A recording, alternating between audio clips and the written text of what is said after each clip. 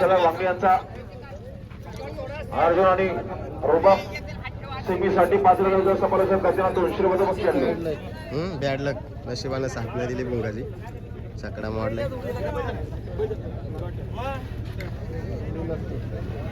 इकडे बघा छकडा मोडलाय. कुठेतरी नशिबानं साथ नाही दिली आज.